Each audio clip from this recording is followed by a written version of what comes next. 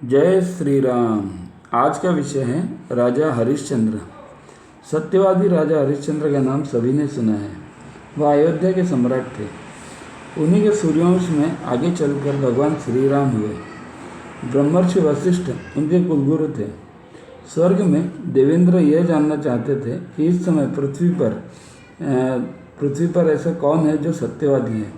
तभी वहाँ बैठे वशिष्ठ ने कहा, हाँ है, अयोध्या में राजा हरिश्चंद्र, पूर्ण सत्यवादी। विश्वामित्र की वशिष्ठ से पुरानी शत्रुता के कारण यह बात उनको अच्छी नहीं लगी। अतः राजा के सत्य की परीक्षा लेने की ठानी। एक दिन महाबाहु राजा हरिश्चंद्र जंगल में शिकार खेलने के लिए गए।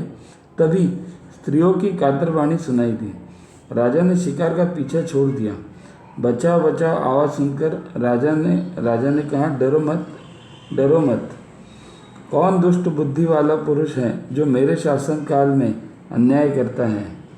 तभी कार्यारंभ में बाधा उपस्थित करने वाले रुद्र कुमार विंध्याराज ने राजा के शरीर में प्रवेश किया। यह रोने की आवाज़ भवादी विद्याओं की आ रही थी, जिन्हें तपस्या कर विश्वामित्र प्राप्त करना चाहते थे। राजा ने आगे महर्षि को देखा, प्रणाम किया। विश्वामित्र को क्रोधित जान राजा ने नम्रतापूर्वक कहा, महाराज, धर्मानुसार दान, रक्षा और युद्ध यह राजा होने के नाते मेरा कर्तव्य है, जिसका ही मैंने पालन किया। विश्वामित्र ने कहा, किसको दान देना चाहिए। राजा ने कहा, श्रेष्ठ ब्राह्मणों को जिनकी जीविका नष्ट हो गई हो। महर्षि ने कहा, रक्षा किसकी करनी चाहिए। राजा ने कहा, भयभीत प्राणियों की। तब महर्षि ने फिर कहा कि युद्ध किसके साथ करना चाहिए। राजा ने कहा, शत्रुओं के साथ। विश्वामित्र ने कहा, राजन, मुझे दान चाहिए। राजा ने हाँ बोलने पर उन्होंने राजा हरिश्चंद्र का पूरा राज्य मांग लिया। राजा ने बिना संकोच वह मांगी हुई वसुधा यानी राज्य दान में दे दी। तब विश्वामित्र ने कहा, राजन, अब मैं इस राज्य का स्वामी हूँ, इसलिए तुम पत्नी शैव्या यानी तारा व पुत्र रोहिताश्व के साथ वल्कल वस्त्र पहनकर मेरे राज्य से बाहर कहीं भी चले जाओ। जब राजा पत्नी और पुत्र के साथ अयोध्या छोड़कर चलने लगे, तभी विश्वामित्र ने कहा कि राजसूय यज्ञ की दक्षिणा दिए बिना कहाँ जा रहे हो। राजसूय यज्ञ में ब्राह्मणों को जितने में संतोष हो उतनी दक्षिणा देनी चाहिए। देने की प्रतिज्ञा कर न देने से प्रतिज्ञा भंग का दोष उस व्यक्ति का नाश कर डालता है। राजा ने कहा, ब्रह्मर्षि, प्रतीक्षा करिए, 1 महीने में आपको दक्षिणा का धन अवश्य दूंगा। अभी धन नहीं है, अतः मुझे जाने की आज्ञा दीजिए। महर्षि की आज्ञा पाकर जब वह चलने लगा, तब प्रजा दुखी हो उनसे वार्ता करने लगी। महर्षि ने कठोर शब्दों में कहा कि क्या दिए गए हुए राज्य में वापस फिर लेना चाहते हो। राजा ने कहा, जाता हूँ, कहकर पत्नी का हाथ पकड़कर खींचते हुए शीघ्रतापूर्वक चले। जब रानी शैव्या चलने के परिश्रम से थककर व्याकुल हो रही थी, तभी विश्वामित्र ने रानी की पीठ पर जोर से डंडा मारा। राजा के मुख से इतना ही शब्द निकला, भगवान, जाता हूँ। इस दृश्य को देख 5 विश्व देवों ने कहा, यह विश्वामित्र नहीं, विश्व का अमित्र है। देखो, सत्यवादी धर्मात्मा राजा को प्रताड़ित कर रहा है। उक्त वचन सुन विश्वामित्र ने उन 5 विश्व देवताओं को श्राप देते हुए कहा कि तुम 5 ही मृत्युलोक में पांडवों की पत्नी द्रौपदी के उदर में जन्म धारण करोगे। विनती करने पर महर्षि ने कहा, तुम्हारा विवाह नहीं होगा और शीघ्र ही तुम उस योनि से मुक्त हो पुनः देवत्व को प्राप्त करोगे। राजा चलकर शूलपाणी शंकर की नगरी काशी में पहुंच गए। पुरी में प्रवेश करते ही विश्वामित्र ने कहा, राजा, 1 माह पूरा हो रहा है, यदि दक्षिणा नहीं मिली तो मैं तुम्हें श्राप दे दूंगा।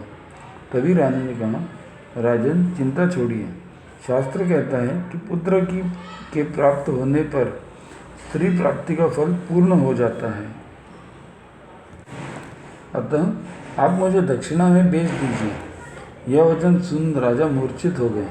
तभी विश्वामित्र ने जल की छींटे दे राजा को जागृत कर कहा, अब 1/4 दिन ही बचा है। राजन, 1000 अश्वमेध यज्ञ और एक सत्य को यदि तराजू में तोला जाए तो सत्य ही भारी सिद्ध होगा। तभी एक बूढ़े ब्राह्मण ने रानी को द्रव्य देकर खरीद लिया। रोहिताश्व जब माँ माँ कहकर पीछे दौड़ा तो ब्राह्मण ने उसे लात से मारा। रानी के आग्रह करने पर राशि दे बालक को भी खरीद लिया।